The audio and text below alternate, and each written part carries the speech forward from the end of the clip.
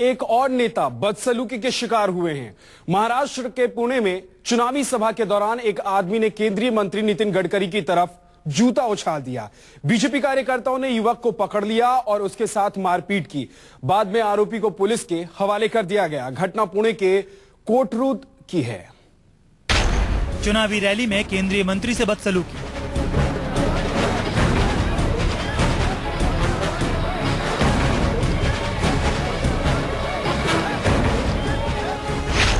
नितिन गडकरी पर उछाला जूता।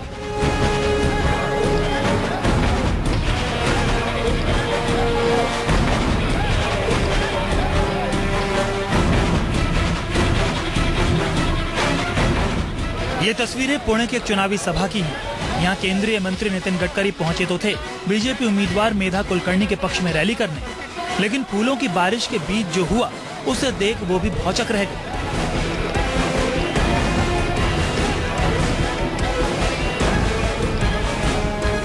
पुणे की इस चुनावी सभा में परिवहन मंत्री नितिन गडकरी पर यह हमला तब हुआ जब वो मंच पर लोगों को संबोधित करने जा रहे थे। अपने समर्थकों की नारेबाजी के बीच गडकरी जैसे ही मंच की ओर आगे बढ़े, अचानक एक शख्स हाथ में जूता लिए आया और गडकरी को निशाना बनाकर जूता फेंक दिया। जूता परिवहन मंत्री नितिन गडकरी के सीधे सिर पर लगा।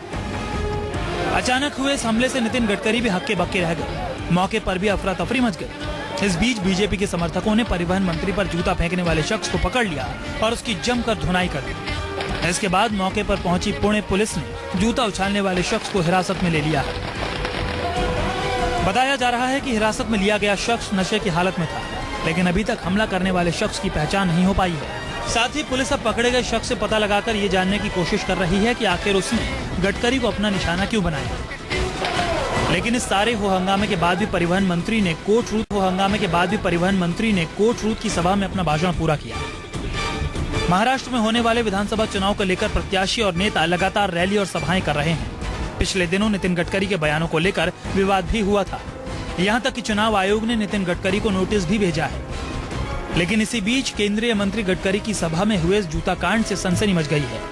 चुनावी सभा में बीजेपी के वरिष्ठ नेता से इस बदसलूकी के बाद महाराष्ट्र में चुनावी माहौल और गर्माना तय है।